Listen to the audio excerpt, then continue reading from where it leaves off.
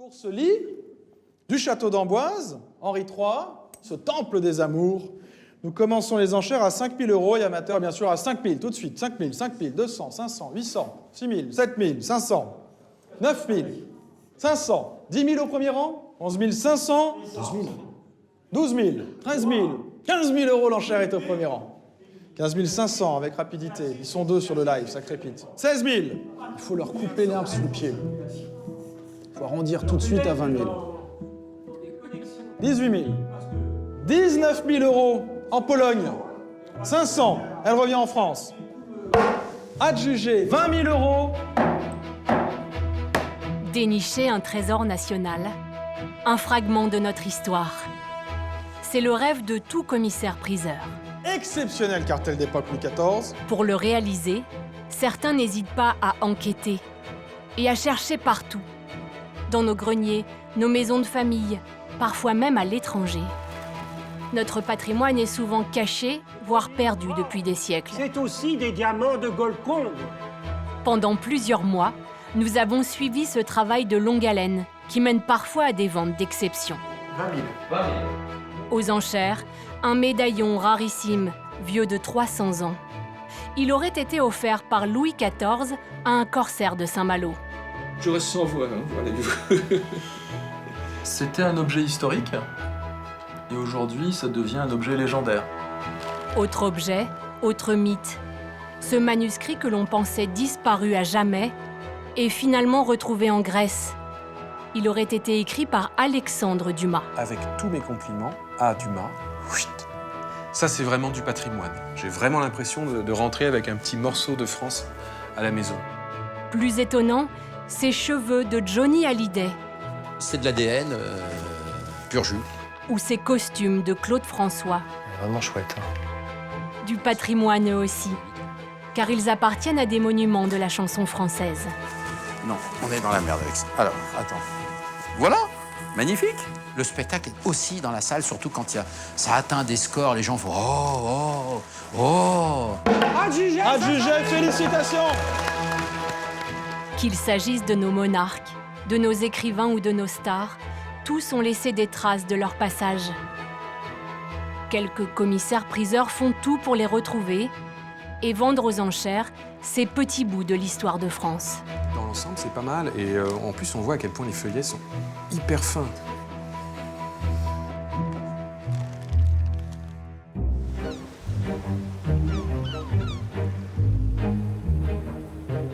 À Saint-Malo, Philippe et Aymeric Rouillac, père et fils, commissaires-priseurs, sont sur la piste d'un trésor national. Les descendants d'un corsaire auraient gardé un bijou envoyé par Louis XIV pour remercier leur ancêtre. C'est émouvant parce que ce médaillon est resté 300 ans chez eux. 300 ans depuis que le roi leur est offert. C'est en tout cas ce que prétendent les héritiers du corsaire. Bonjour madame, bonjour monsieur. Bonjour. Bonjour. Aymeric Rouillac, enchanté. Albine Sabi. Bonjour monsieur. Bonjour. Voici l'objet dont je Tiens, vous avais parlé.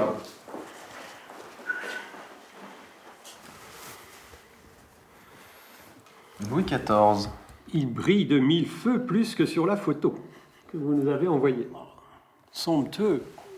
C'est fait à la façon d'un camé, mais j'ai pas l'impression que ce soit un camé. Non, c'est un moulage. Et les diamants sont taillés en rose. Splendide. Tranche avec le bleu, le blanc. La bosse sur le nez du roi est saillante comme il faut.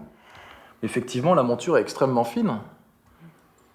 Je serais curieux qu'ils aient été changés, mais il faudra quand même les vérifier. Avec un paillon d'argent dessous pour qu'ils brillent davantage. C'est une merveille. Ce médaillon aurait été offert par le roi Louis XIV à leur ancêtre, Alain Porret. Un corsaire redoutable qui, en 1695, défend Saint-Malo contre les Anglais.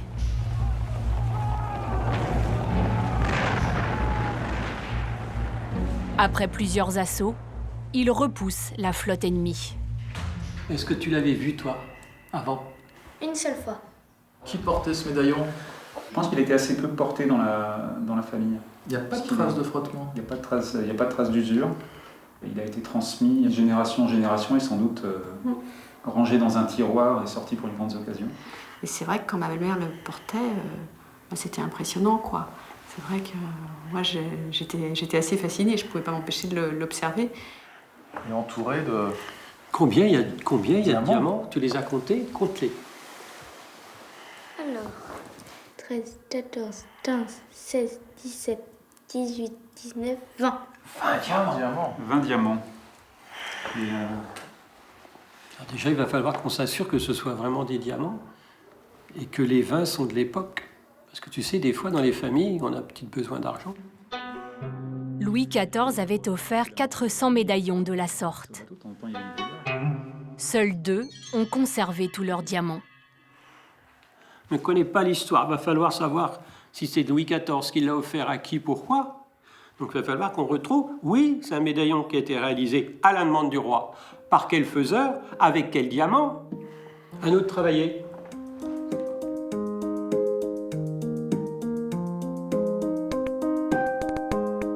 Le médaillon du corsaire n'a pas encore révélé tous ses secrets. Mais si la famille dit vrai, ce bijou du XVIIe siècle est un trésor national. Les commissaires-priseurs vont vite en avoir le cœur net.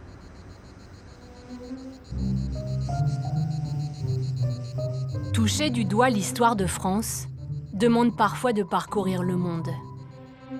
À Athènes se trouverait un fragment inestimable de notre patrimoine littéraire.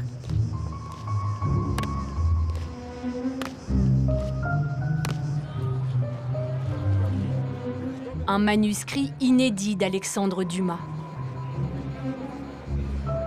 Dimitri Johannides est expert auprès d'une maison de vente parisienne. Il aurait une information confidentielle lui permettant d'accéder au manuscrit. C'est vraiment quelque chose de très précieux parce que il n'est pas très connu et puis c'est un manuscrit complet de peut-être 150 ou 200 pages.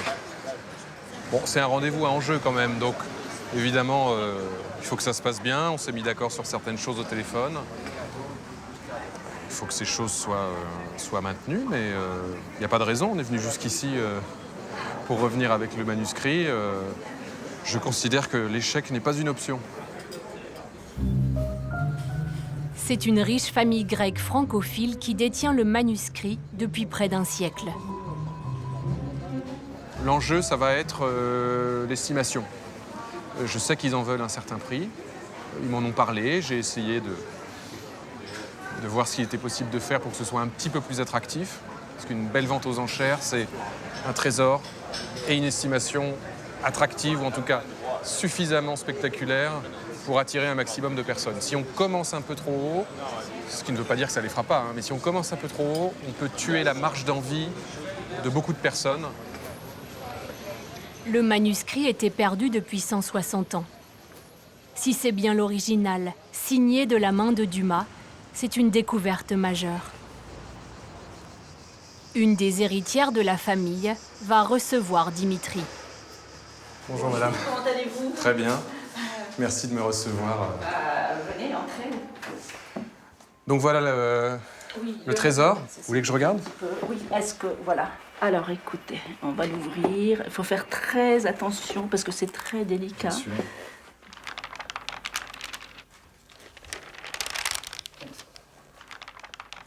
Je découvre ses pleins et ses déliés. Je découvre une écriture extrêmement régulière. Et il était conservé dans un placard de ma grand-tante. Elle le fermait à clé, etc. Et elle le sortait que quand il y avait des invités ou des gens de la famille qui voulaient le voir. Nous, on était enfants, on ne pouvait pas se rapprocher, évidemment. Donc, ça a été toujours un peu comme un objet sacré. Et la première fois que j'ai pu l'ouvrir et le voir de près, j'avais genre 22 ans.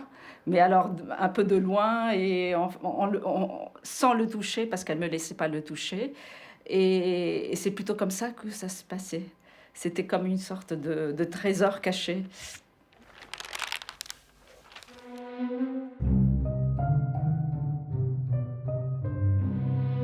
Pour écrire ces pages, Alexandre Dumas s'improvise reporter avant l'heure. Il parcourt à nouveau la route empruntée par Louis XVI lors de sa fuite les 20 et 21 juin 1791. Il enquête et interroge notamment les témoins de l'arrestation du roi à Varennes. C'est grandiloquent, hein, mais j'ai vraiment l'impression qu'on a un petit bout de France ailleurs. Voilà, on a un petit morceau de l'histoire de France. Bah, tout à fait, tout à fait. Drouet, comme nous l'avons dit, s'était précipité dans la ville. Il y a un mot barré, et il a écrit « il avait descendu au grand galop ». Voilà, ça me rassure. Il y a des ratures. Il y a des ratures. Les premières pages étaient parfaites, sans ratures. Ça peut donner l'impression qu'un secrétaire a recopié. Donc là, le fait qu'il y a des ratures me rassure. Ce que je voudrais aller voir, c'est à la fin, avec tous mes compliments à Dumas. Oui, c'est Alexandre Dumas, avec vous voyez, ce S grandiloquent qui prend la moitié de la page.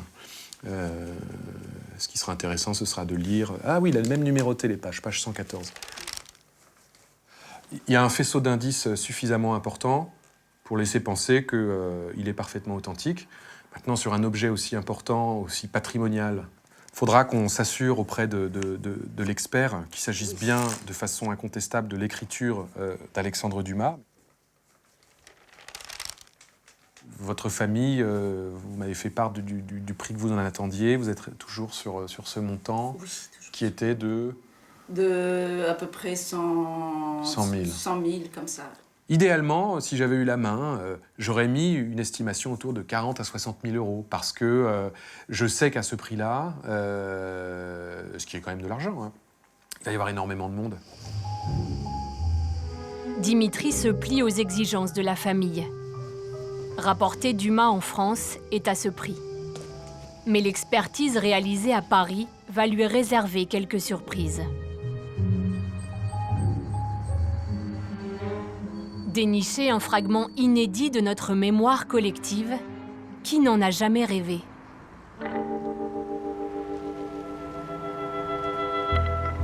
Et cela se produit parfois de façon totalement inattendue. Dans ce sac, un morceau de notre patrimoine.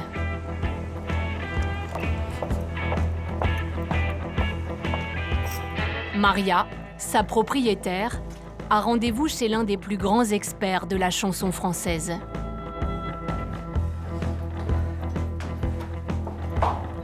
Vous allez bien? Oui, vous-même. Très bien. Alors, je passe devant vous. Fabien Lecoeuvre prépare une vente aux enchères exceptionnelle. Alors, on avait rendez-vous aujourd'hui, allez-y, je vous en prie, asseyez-vous. Merci. J'ai à vous remettre quelque chose qui est, vous voyez... C'est une collection d'une coiffeuse ou d'un coiffeur, ça, généralement. Tout à fait. Ouais. Alors, si vous voulez, je travaillais donc chez Jacques Desange, et c'était le moment où je rangeais, et c'était enfin... Et il y avait ses cheveux par terre. Voilà. Et j'arrive, j'ose rentrer, je dis, il faut que je le fasse maintenant ou jamais. Bon, j'étais quoi, à 6 mètres. Mais c'était énorme pour moi, c'était énorme, c'était gigantesque. Ah ouais, je comprends. Et du coup, j'ai tenté et je me suis dit, pourquoi pas nous demander de prendre une mèche de ses cheveux. Parce que maman adore Johnny Hallyday. C'est toute pour son votre histoire. maman. Pour maman, voilà. Et gentiment, il m'a dit oui, très gentiment. J'ai dit merci, merci. Et à peine je l'ai regardé, et vite, je me suis sauvée, j'ai tout laissé en plan. Non, mais c'est émouvant. C'est rare dans les collections d'artistes d'avoir des cheveux de la personnalité, parce que c'est un morceau de l'artiste, Tout à quelque fait. part. C'est un morceau d'ADN, on appelle ça, nous, dans notre jargon. Et c'est très prisé. C'est la première fois qu'on nous propose des cheveux de Johnny Hallyday. C'est une très belle pièce. Elle vous semble vraie, cette mèche? Oui, parce que je ne vois pas... En plus, c'est la vraie couleur des cheveux de Johnny. Déjà, c'est sa vraie couleur, en fait. Il était châtain très très clair, en fait. Il n'y a pas de faux, généralement. Sur les collections des coiffeurs, il n'y a jamais de faux. Parce que c'est tellement du fétichisme de base, en fait, qu'on ne pense même pas à prendre ses cheveux et dire c'est les cheveux de Johnny. Ça, c'est la pièce ultime maîtresse que tout le monde va venir voir. Je pense qu'en estimation, si je dois vous donner une estimation, je pense qu'il ne faut pas le vendre en dessous de 800 €. Ça devrait monter à peu près à 1300, 1400, 1500 et ça peut aller jusqu'à 4000 €. Ça va être pour les études de mes enfants, Tony Alexis. Études supérieures, dans le privé. Donc c'est un coup et ça va être cela et puis ça va être aussi sûrement d'autres choses, mais ça va être pour la famille. Merci en tout cas. Vous êtes Les cheveux de Johnny Hallyday viendront rejoindre 300 objets cultes ayant appartenu à des stars de la chanson française pour une vente qui va faire exploser les compteurs. Mais trouver un trésor ne vaut rien si celui-ci n'est pas authentique. Bonjour, monsieur Weber. Aujourd'hui, les Rouillac ont un rendez-vous déterminant. C'est partagé. Pierre Weber est un expert reconnu en joaillerie depuis 50 ans. Il nous arrive une drôle d'aventure. Expliquez-moi ça. Les descendants d'un corsaire malouin qui ont conservé un cadeau du roi. Ah bon? Rien que ça. Bien que ça, oui. Et quel roi? Le roi Soleil.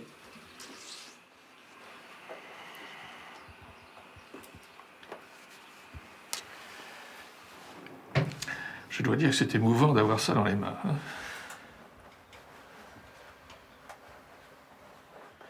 Je reste sans voix, hein, voyez-vous. C'est une petite merveille. Bon, il n'y a aucun doute, ce sont des diamants. On peut faire un test si vous voulez.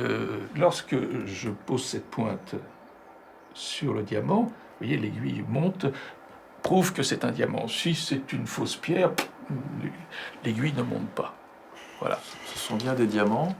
Est-ce que ce sont bien les diamants de Louis XIV ou est-ce que ce sont des diamants qui ont été changés? Absolument pas. Vous êtes catégorique. Je suis catégorique. Mais non, le sertissage, on écarte pour enlever. Et le métal, il n'est pas flexible. Là, c'est la partie en or qui est trop fine. Voilà, cette partie. Le cerclage. Voilà, le cerclage. Lorsque l'on va redresser le métal... Ouais, c'est impossible. non, on ne peut pas. Ce sont les diamants de la couronne. Les diamants de la couronne. Quelle histoire! Vous me faites frissonner. Ah bah moi aussi, hein, vous voyez, je tremble. Attention! Ça fait rêver, ça fait rêver, ça fait rêver. Problème, il n'y a aucun poinçon, aucune signature pour authentifier que le médaillon est bien un bijou royal. À l'époque, les artisans de la couronne s'effaçaient quand ils travaillaient pour le roi. Le plus grand regret, c'est qu'ils ne me parlent pas. Ils ne me racontent pas qui les a faits, comment ils ont été faits et qui ils ont vus. On va tâcher de retrouver l'atelier qui l'a créé, l'histoire de ses propriétaires. Les voyez. Notre objectif, ça va être de le faire parler.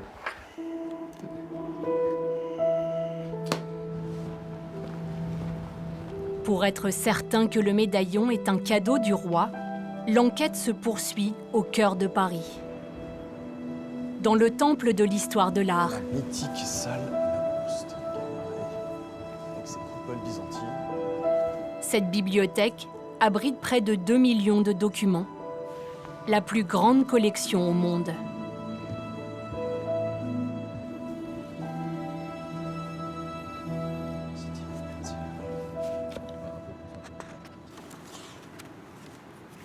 Voilà toutes les médailles du règne de Louis XIV. Des mailles en relief, c'est dans le 11e registre des présents du roi. La famille que j'ai rencontrée m'a dit que Louis XIV avait donné ce médaillon à son ancêtre. Il faut vérifier si c'est vrai. Et ensuite, il faut se renseigner. Réunir tout ce qui a pu être écrit sur ce médaillon ou sur d'autres médaillons pour pouvoir mener l'enquête, vérifier. On se fait l'avocat du diable. Et quand j'aurai la preuve que Louis XIV a bien donné ce médaillon à son ancêtre, alors on pourra commencer à envisager la vente. Jean-Frédéric Bruytmann, Pierre Le Tessier de Montarcy, comme celle-ci. Le buste de profil de Louis XIV en pâte beige, moulé en bas-relief, est appliqué sur fond d'émail noir. C'est ça, protégé par un verre bombé. Il y a fort à parier que celui qui a fabriqué cette image du roi est le même que celui qui a fabriqué le médaillon qu'on nous a confié. Et on apprend qu'il s'appelait Jean-Frédéric Bruytmann. Donc, le bijou que nous ont confié les Malouins, c'est un bijou qui est un mix entre celui-ci et celui-là. Le médaillon a donc bien été réalisé par des artisans de la couronne. Reste à savoir dans quel contexte le roi l'a offert aux corsaires. À l'étude des Rouillac, Brice Langlois, élève commissaire-priseur, vient de faire une découverte qui va s'avérer décisive. L'élève commissaire-priseur est allé aux archives du ministère des Affaires étrangères, là où est conservé l'inventaire des cadeaux du roi. Trésor du roi, sous la cote 2037. Journal de recettes et de dépenses des pierreries du roi, chaînes et médailles d'or, commencé le 20 novembre 1690, signé par le roi Louis XIV. Disé par le roi lui-même. Tu as pu les consulter alors? Oui, le médaillon apparaît comme étant donné au corsaire le 30 novembre 1696. C'est confirmé? C'est confirmé. Le 30 novembre 1696, le médaillon a été offert au corsaire. il figure bien dans les inventaires. Il figure bien dans les inventaires. Donc là, il a retrouvé même le jour où ça a été offert. Ça va le retrouver dans un des primas. Parce que des fois, des familles peuvent rêver de toute bonne foi. Voilà, ça correspond pile poil. Il y a son nom, il y a le nom du marin. La famille a dit vrai. Le médaillon est un trésor historique, vieux de plus de 300 ans. Il va désormais avoir droit à un traitement de star pour faire grimper les enchères.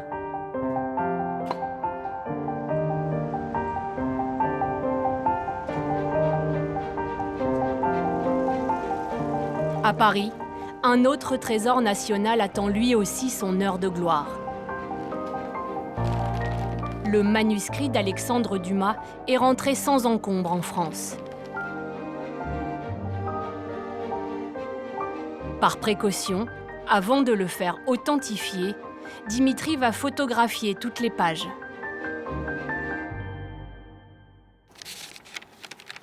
Ok, vas-y. Top. 94 photos avec la couverture. Pardon? 94. On a un petit souci.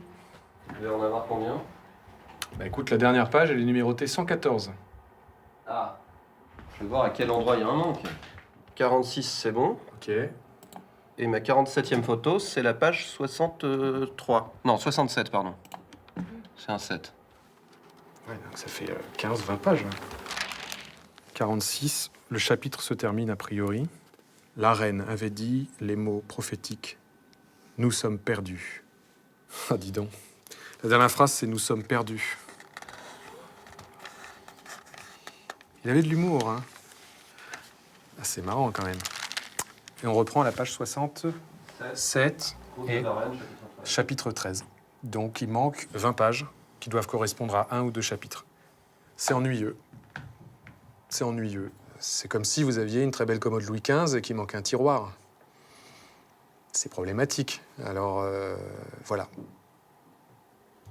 Et c'est vrai que c'est un drôle de pied de nez, le « Nous sommes perdus », chapitre 13. Tu trouves pas? Bon, enfin, ça me fait rire, mais ça me fait pas rire, en fait. Putain, j'ai le 9 aussi. C'est quoi ce bordel? Dimitri, ils sont peut-être pas dans l'ordre, tes chapitres. Je crois qu'il faut tous les reprendre et voir ce qu'on a. Hein. Ok. On a, dans l'ordre du manuscrit, les chapitres 1, 2, 3, 4, 5, 13, 9, 10, 11, 12. Il leur a écrit, si sa numérotation est juste, le dernier serait au milieu. Donc il manquerait quand même des chapitres. Il manquerait quand même le 6 et le 7. Donc il en manque 2.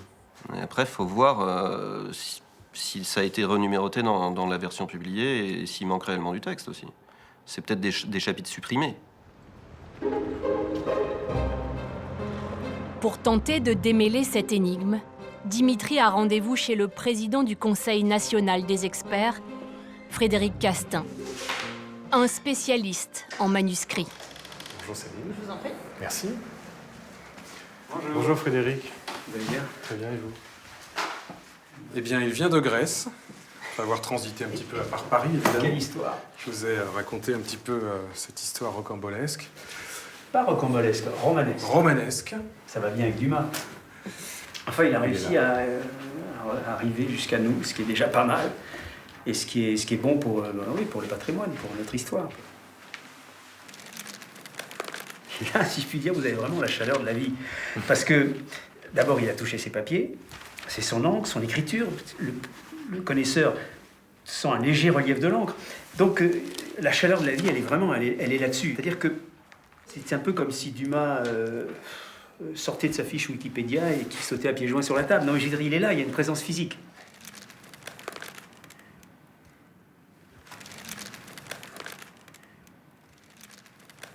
C'est presque intuitif, je dis non, c'est Dumas. Je vois tout de suite ça et je dis c'est Dumas. Ça n'a rien de magicien, ça veut dire qu'il y a des années et des années d'appréciation, de travail, d'expertise.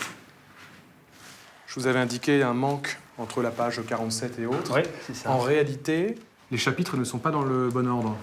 Ah, donc il y aurait la totalité? Ou pas, j'avoue que c'était un peu les montagnes russes. Non, parce que ce qui serait étonnant, c'est qu'il n'y ait pas la totalité. Ce qui m'étonne quand même, parce que le fait qu'il ait été relié sans que... Est-ce que la reliure vous paraît ancienne déjà? Ça peut être crédible. Oui, évidemment. Oui. Ce qu'il faudrait voir, c'est la cohérence du contenu, quoi. Oui, bien sûr. Ben, il va falloir, regarder ça. Regardez ça. Mais bon, c'est un élément important de l'appréciation. Hein. Il va falloir que vous me laissiez un certain temps. Verdict dans 2 semaines. Mais dans tous les cas, la vente aux enchères aura bien lieu.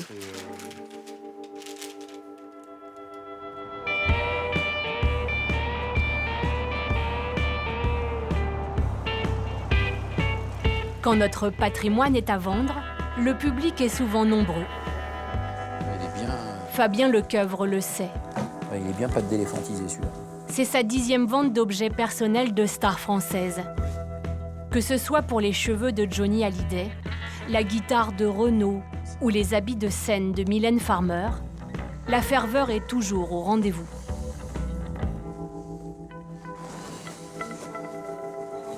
Putain, mais il pèse 3 tonnes, celui-là. On va l'ouvrir au maximum. Alors, ce sont ce qu'on appelle des ventes spectacles. On sent une espèce de vibration dans la salle. Nous, on le ressent de l'estrade. Et je vois, donc le spectacle est aussi dans la salle, surtout quand ça atteint des scores. Les gens font « Oh, oh, oh !» Et puis ils applaudissent à la fin. Les records de vente, c'est Claude François qui les détient.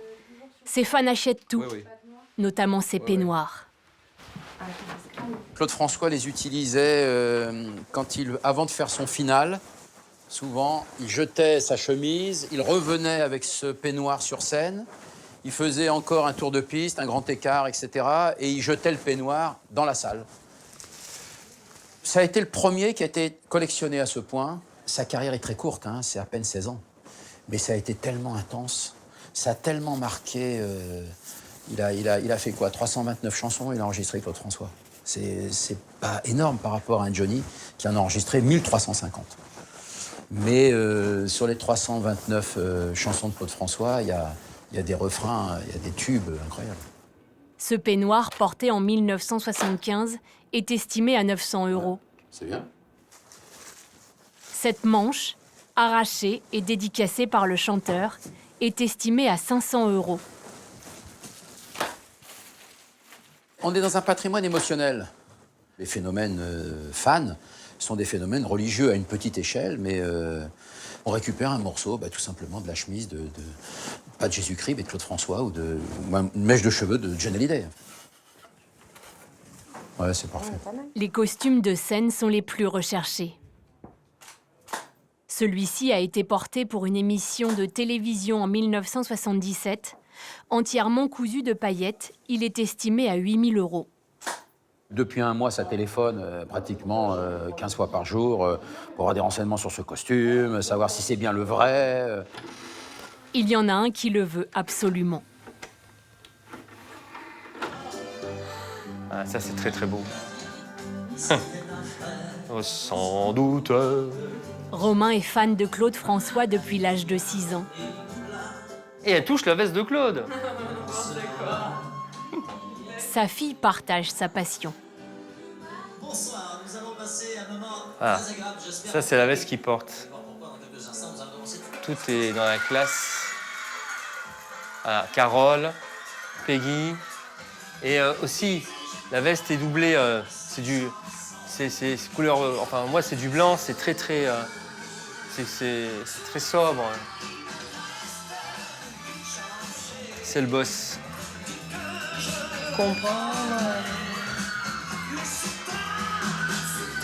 Voilà, ça c'est la veste noire. C'est vraiment la veste, Ouais, c'est vraiment. pas n'importe laquelle. Et à chaque fois que je vois ça, Ouais. Romain, il vous la faut, la veste là? Bah oui, hein.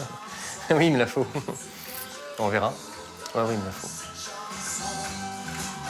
Romain a débuté sa collection avec cette chemise. La chemise, donc, portée en 1973 à un concert. Il a déboursé 4 000 €. Avec son fond de teint sur le col et la cravate. Ça prouve qu'il l'a portée, mais en plus, elle n'a pas été nettoyée. Donc, il transpirait énormément quand il faisait ses concerts. Et c'est son ADN, quoi. Donc, le collectionneur que je suis, c'est... Qui change tout en fait, c'est le fond de teint, parce qu'encore des chemises blanches, il y en avait beaucoup. Mais là, le fond de teint, c'est vrai de se dire qu'il a pu la porter comme ça, ça fait quelque chose. Allez, on ouvre, hop. Et donc là, on a une veste de 1968, avec les initiales, bien sûr, de Claude sur la manche. Est-ce que c'est une belle prise? Ah, ça, oui, c'est unique. C'est unique. Quand je vois cette veste, c'est quand j'étais gamin. Quand j'étais gamin, il me faisait rêver, avec ses Claudettes. Voilà. Mais il n'y a pas que celle-là. Il y en a une autre que j'aimerais avoir, mais ça, après, on verra.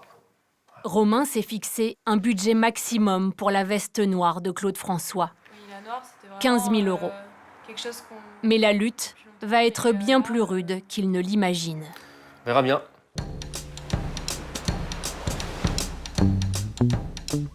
Sur des pièces historiques, les enchères peuvent s'envoler et être emportées par des acheteurs étrangers. À Saint-Malo, les Rouillac ont vu grand pour faire vibrer le patriotisme des habitants de la région et les décider à enchérir sur le médaillon de Louis XIV. D'œil, déplacer un peu par là. Il est si petit. Si on veut que tout le monde l'apprécie, on l'a agrandi un peu.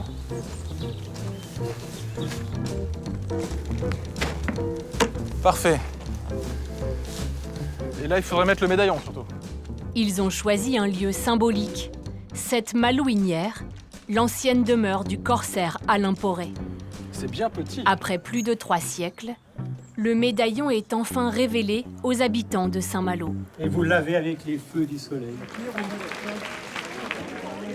Dans l'assemblée, des représentants de la mairie et le propriétaire du médaillon. Je suis assez impressionné, j'ai vu tous les portables se lever pour prendre des photos. Oui, ça a l'air d'intéresser beaucoup et d'attiser beaucoup de curiosité. Ça le dévoile aux yeux du monde. Il était caché depuis 3 siècles. En même temps, on le perd. Les Malouins se mobiliseront-ils pour garder leur patrimoine? Il y a une fascination presque magique, hein. Il y a un charme magique, c'est vrai. Magnifique. On voit qu'il y a une ferveur patriotique typiquement malouine. Aboutira-t-elle à quelque chose? Ben, nous le verrons, mais je pense que les choses vont s'enclencher.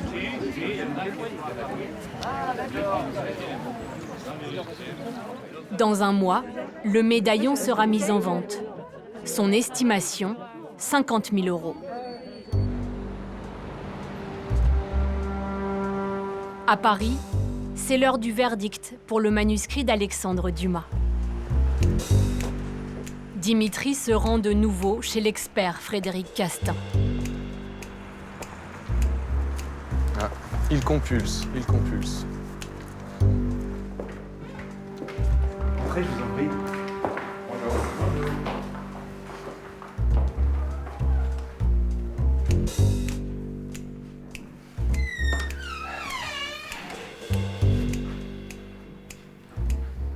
Eh bien, on se lance. Et j'ai comparé l'original avec ce qui avait été publié dans le Monte Cristo. Et il apparaît à l'évidence, si on suit page par page, qu'il manque 2 chapitres. Les chapitres 6 et 7. Alors, ce qui est un peu embêtant, mais ce qui est d'autant plus embêtant que ce sont les 2 chapitres qui traitent de l'arrestation quasiment du roi par Drouet à Varennes. Donc évidemment, ça enlève de son intérêt malheureusement à ce document qui garde son parfum, son intérêt, mais qui perd évidemment pas mal de son importance. Ok. Lorsque vous avez pensé, que je comprends tout à fait, voilà, qu'il s'agissait du chapitre 13, ici, que donc le chapitre 13 n'avait rien à faire ici. Et c'est le 8 en fait. En fait, c'est le 8. Ce que vous avez pris pour un 10, qui en fait était un V, c'est pour le chapitre 5, c'est effectivement, vous voyez, le V aussi. Voilà. Bon, bah, je suis navré. Bon, ça reste quelque chose, ça reste un document, ça reste de la main de Dumas, mais comme estimation, je dirais 20 à 30 000. 20 à 30 000, ce qui n'est pas rien non plus, mais il y a une sévère décote. Ok. Sévère décote. Donc il faut que j'essaie de ramener à la raison. Qu'il faut rester à expliquer aux vendeurs. Ok. Le coup est rude. La famille grecque en exige 100 000 €, 5 fois plus que l'estimation. De retour à l'étude, Dimitri va devoir négocier, On va se mettre à l'aise. faire baisser le prix sans perdre la vente. Les petits... Pour les petits moments un peu tendus et à enjeu. Allez, hop. Il est 1 heure de plus là-bas. C'est après le déjeuner, avant la sieste. Juste fermer la porte.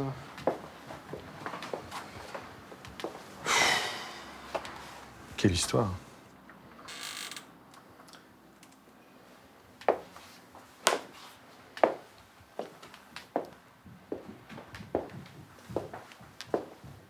Oui, bonjour Alessandra, c'est Dimitri, chez Fauve Paris. Oui. Il y a un petit décalage, mais ça doit être la distance. Je peux vous prendre 5 minutes là? Oui, oui, je vous entends. D'abord, évidemment, l'expert a authentifié, il s'agit bien d'Alexandre Dumas père, sur toutes les pages, il n'y a aucun problème. En revanche, il a pu constater, comme nous, qu'il manquait 2 chapitres. D'accord. Et malheureusement, c'est pas anodin, parce que les 2 chapitres qui manquent, c'est les moments qui concernent l'arrestation du roi. Oui, je comprends. Donc, voilà. Ça complique un petit peu la donne du point de vue de l'estimation. On était tombé d'accord sur 80 à 100 000, mais ça reste trop. Je vous demande de me faire confiance. La vente aux enchères, c'est une aventure. Et je pense qu'on est dans l'aventure. Alors, je propose qu'on coupe la poire en 2, qu'on fasse tous les 2 un effort. Moi, je partais sur 40-60. Il faut me faire confiance et me suivre et qu'on puisse mettre une estimation à 60-80 000. À 60-80 000, on reste cher, mais on est sous le seuil psychologique de plein de montants. C'est-à-dire que quand vous avez un acheteur américain, à 80 000, en dollars, ça fait 100 000. Mais bon, écoutez, désormais c'est en France, c'est entre vos mains, et si vous pensez que c'est mieux de commencer par 60-80, je vous fais confiance et on verra. Voilà, vraiment, donc j'ai bien votre accord pour 60-80 000. Ok, d'accord, on reste comme ça. Je vous remercie, à très vite. Moi, je vous remercie. Au revoir. Je vous remercie. Au revoir. Dans une semaine, le manuscrit sera mis aux enchères. Ce sera le seul lot de la vente. Un événement rare qui va donner des sueurs froides à Dimitri. Donc c'est bon, hein, j'ai eu la vendeuse au téléphone, 60-80. Un château entier, celui d'Artigny. C'est les crins qu'ont choisi les Rouillac pour vendre le médaillon de Louis XIV. Ce sera l'attraction de leur vente annuelle, comprenant plus de 300 lots. Vous emportez tout ça dans le... Ok. Tous les meubles qui sont là, vous allez les mettre ici, sur le côté, par exemple, entre les fenêtres. 1, 2, 3. Pour l'heure, c'est la répétition générale. Donc, les gros meubles, on va les mettre dans la galerie. La mise en scène doit être parfaite. Nous avons voulu présenter ça avec un fort contraste. Le plus grand meuble de la vente, 3 mètres de haut, avec le plus petit objet, quelques centimètres. La ville de Saint-Malo a répondu présente. J'ai une lettre de mission signée du maire de Saint-Malo avec un montant qui n'est connu que de moi-même. Nous avons pu atteindre un certain montant parce qu'il y a eu un magnifique élan autour de cet objet et il y a eu beaucoup de dons pour nous permettre à la ville de remporter l'enchère. Prêt pour la bataille? Le destin du médaillon va se jouer en quelques minutes. Une introduction en musique, celle de Lully, le compositeur du Roi Soleil. Les Rouillacs, fidèles à leur image, ont vu grand pour le médaillon.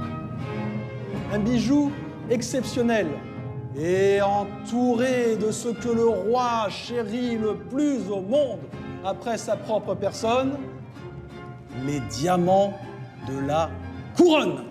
C'est historique. Je dis qu'il y en a 3. Et vous en avez un devant vous. C'est un bijou mondial. Nous commençons les enchères sur le médaillon de Louis XIV, qui est diamant de la couronne, à 50 000 €. 50 000 € et la première enchère est par vous, la ville.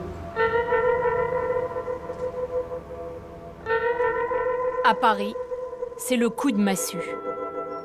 Covid oblige, la vente chanson française se fera uniquement à distance.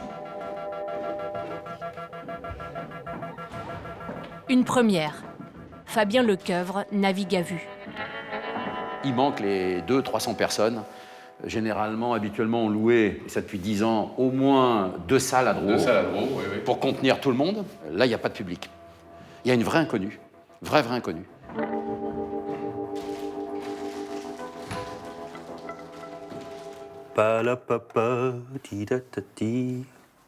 Romain, lui, ne s'est pas découragé.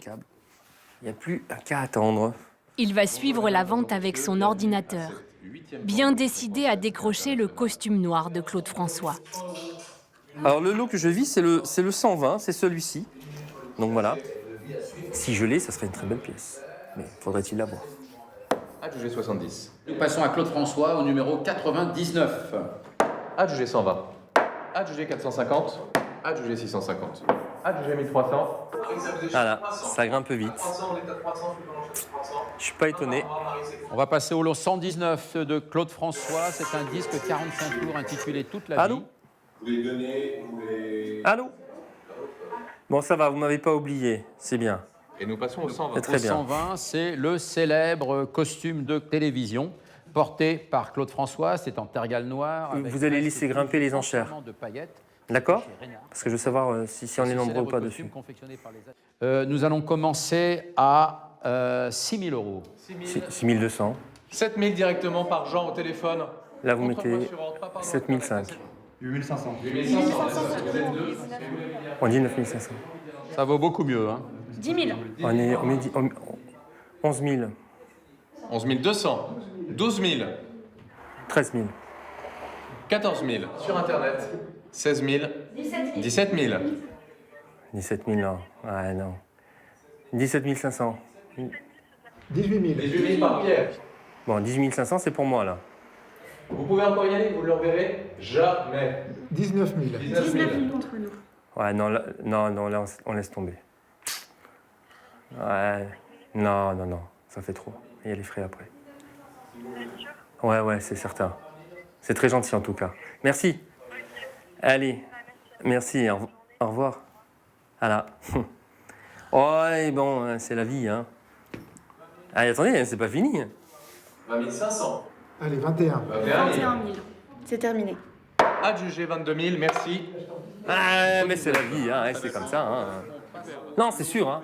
C'est certain que j'aurais aimé l'avoir. Mais celui qui l'a acheté, eh ben, il l'a pas eu pour rien. Hein. C'est un sacré investissement. Hein. Les cheveux de Johnny seront finalement vendus 5 000 €.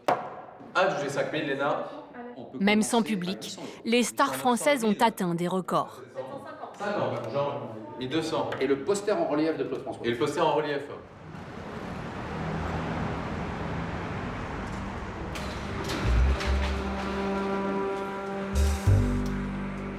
Pour l'œuvre d'Alexandre Dumas, l'incertitude est totale. Le manuscrit est vendu en un seul lot. Il est incomplet et il doit pourtant atteindre les 60 000 €. le prix de réserve exigé par les vendeurs en Grèce. Un défi que vont devoir relever Dimitri et Cédric Mélado, commissaire-priseur. Mesdames et messieurs, amis internautes, bonjour et bienvenue. Il est 14h pour cette vente hors série, un lot unique ici. Nous avons l'honneur, la chance d'avoir redécouvert en Grèce, il y a quelques mois déjà, cette première version autographe de la Route de Varenne. Magnifique manuscrit d'Alexandre Dumas, père. Eh bien écoutez, mise à prix, 45 000 €.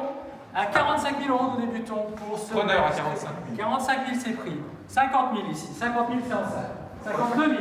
55 000. 55 000. 55 000 €. On voulait voir 58 000 sur Internet. 59 000 par mois, ce n'est plus vous.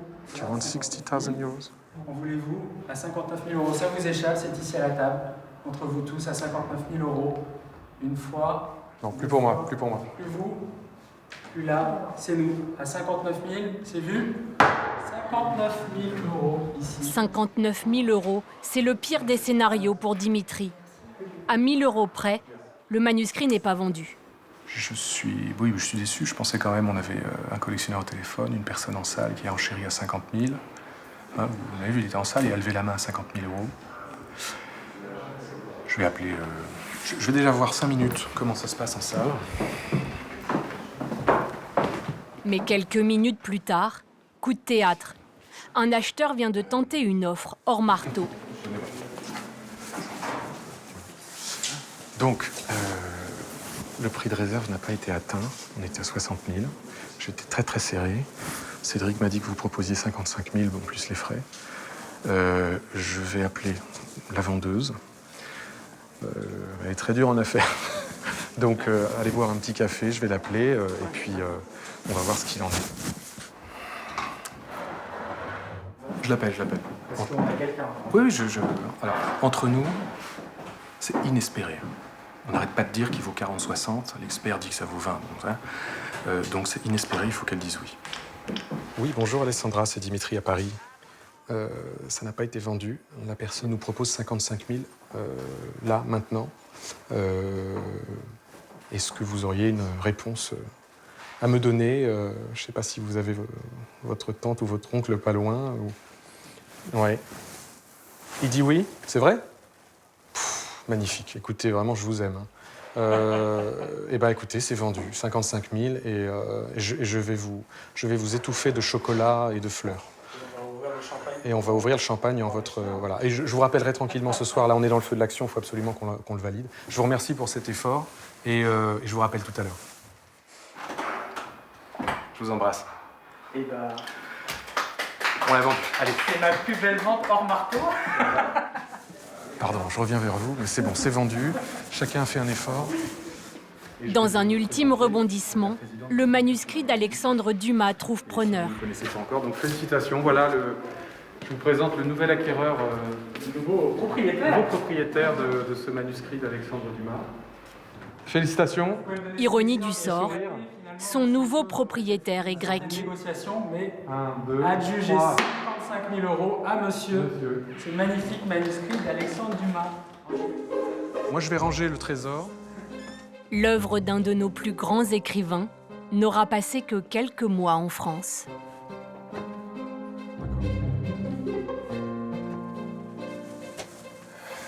Merci. Eh bien, on y sera arrivé.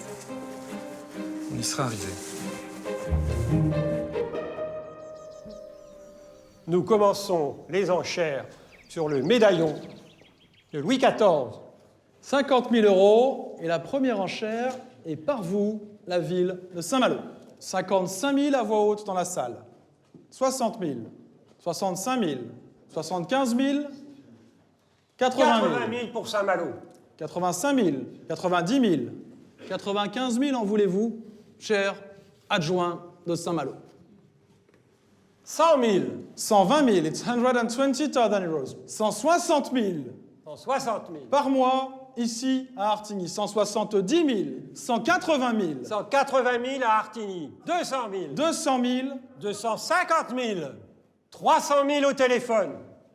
L'enchère n'est plus ici. It's 300,000 euros and the bid is over you. 320 000 par les Anglais. 350 000. Angleterre, États-Unis, ça sent la poudre. À l'assaut. 400 000 400 000. euros. L'enchère est ici, à Artigny, à main levée. Que fait-on au Shall We Bid? 420 000. 450 000. 450 000 euros, l'enchère est toujours à Artigny. 480 000. 500 000 euros, l'enchère est ici. 500 000 une fois, ce n'est plus en Angleterre. Vous avez des conversions, vous avez tout, c'est tout. Pas de regret. À 500 000 une fois, 500 000 deux fois. Adjugé, 500 000. Félicitations.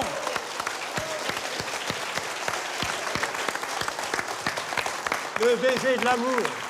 Alors, monsieur, vous vous battiez contre la perfide Albion, l'Angleterre qui voulait sa revanche. De quelle nationalité êtes-vous? Français, breton, malouin. Breton, malouin, alors venez à nous. Breton comme moi. Malouin. Comme Poré. Je crois que unanimement. Qui êtes-vous? Et je suis né dans la commune où habitait Poré, à Saint-Médard-des-Ondes. Bravo. Et franchement, je ne voulais pas que ce bijou reparte en Angleterre, ni en Amérique, ni ailleurs. C'est sûr, j'ai mis le paquet. Je viens de vendre mon entreprise. Tout est parti, c'est fini. Tout est dépensé. Mais on l'a.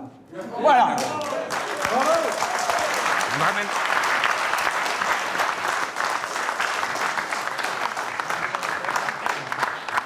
C'est une très belle histoire, vraiment magnifique. Je suis très content.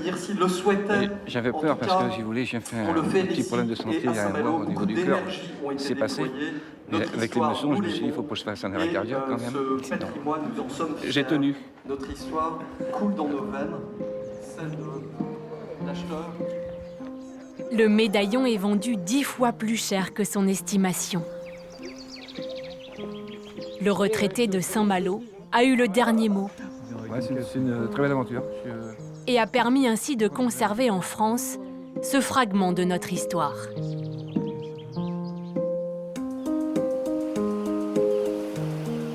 Quelques mois plus tard, nous retrouvons l'heureux propriétaire du médaillon. Sa passion pour l'histoire de France ne s'est pas arrêtée là.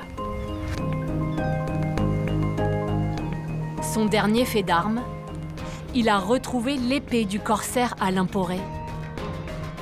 Et il l'a achetée pour 135 000 euros.